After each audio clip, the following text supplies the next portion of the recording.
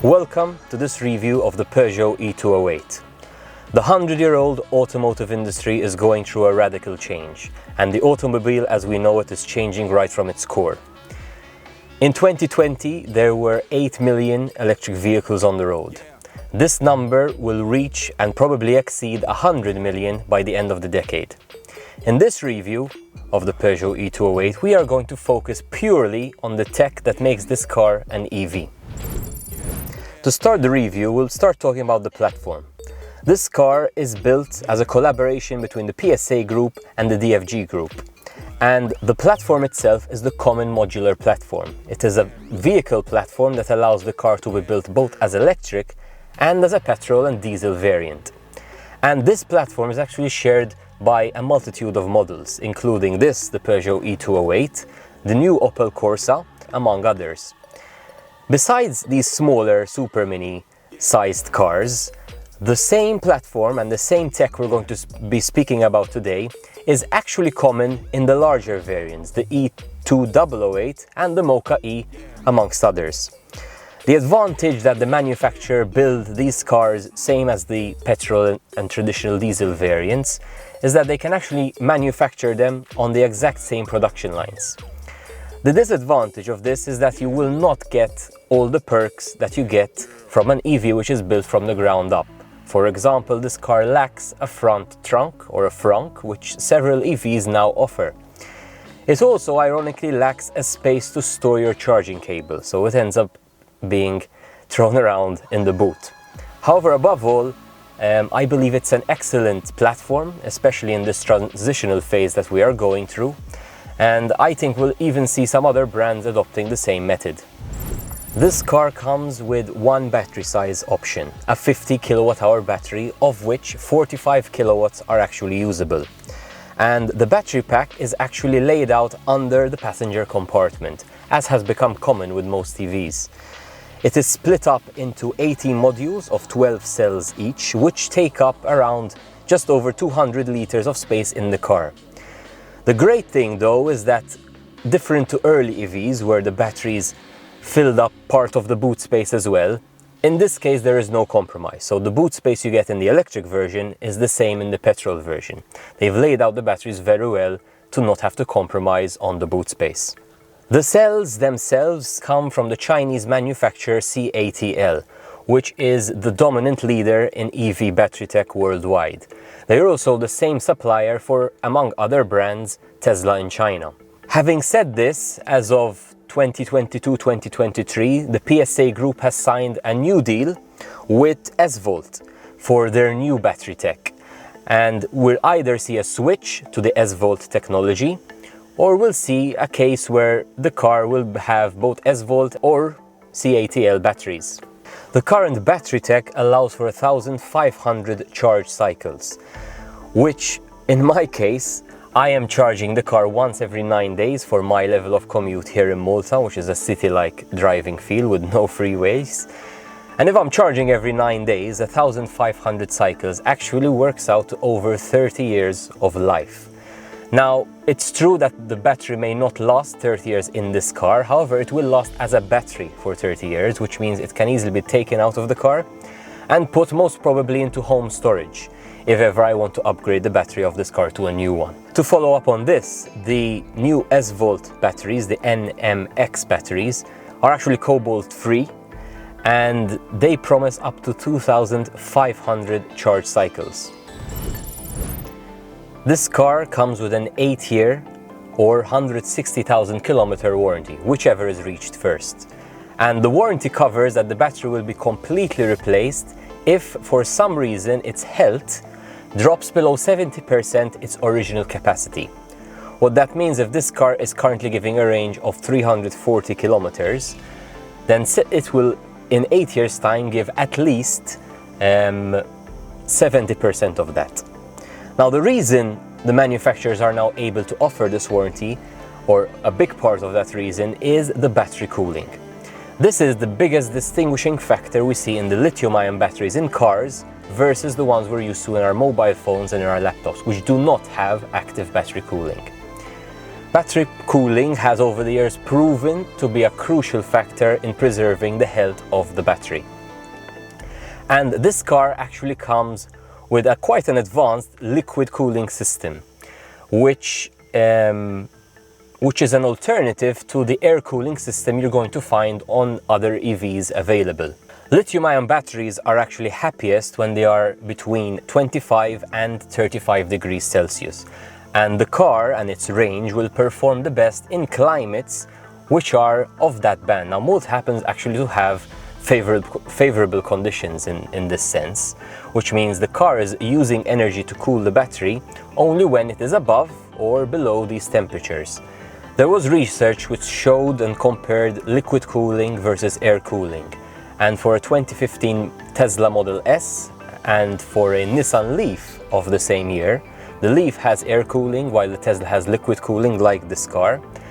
And after the 5th year of use, they noticed a 10% difference in the battery degradation level, where the Tesla with the liquid cooled battery actually fared a lot better. The liquid cooling is more complicated. There are a bit more moving parts to make it work. However, if you're worried about the range decreasing as time goes by, then you should opt for an EV with the liquid cooling system. One thing to note about the battery cooling is that the car will constantly try to maintain the 25 to 35 degrees temperature. This is irrelevant whether the car is being driven, being charged, or simply parked. So I have seen situations where the car is parked in the garage and it will start to cool the battery on its own, or definitely if it's parked in the hot sun, it's going to do this.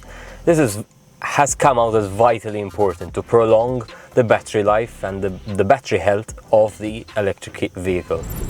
The electric motor in this car is a 100 kilowatt motor. It is actually designed by Continental, and it translates to 136 brake horsepower. However, the most exciting thing about the EV actually comes from the acceleration and the rapid torque, which you don't get in any traditional engine. And despite being a city car and definitely not designed for the track, it actually achieves a 0 to 50 kilometers per hour in 2.8 seconds and 0 to 100 kilometers per hour or 0 to 60 miles per hour in just over 8 seconds. The motor itself is a synchronous permanent magnet motor, which means it is designed for the city streets for the low speeds. It is not designed to perform at high speeds, which is why in fact this car actually caps out at a max speed of 150 kilometers an hour. This car has a WLTP range of 340 kilometers. It also has an NEDC range of 450 kilometers, although the second rating is in lab conditions and not in real world, like the other rating. Now, from my experience, this is going to vary on a lot of factors. Where you are, how you drive, the climate around you affects the range.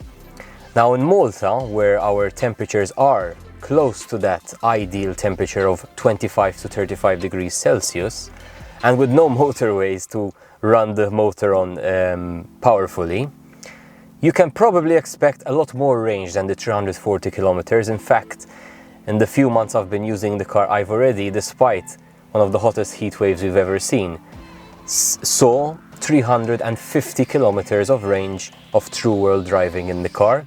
And I expect that come autumn to start going up even higher, closer to the 400 range. This car has two regenerative braking modes.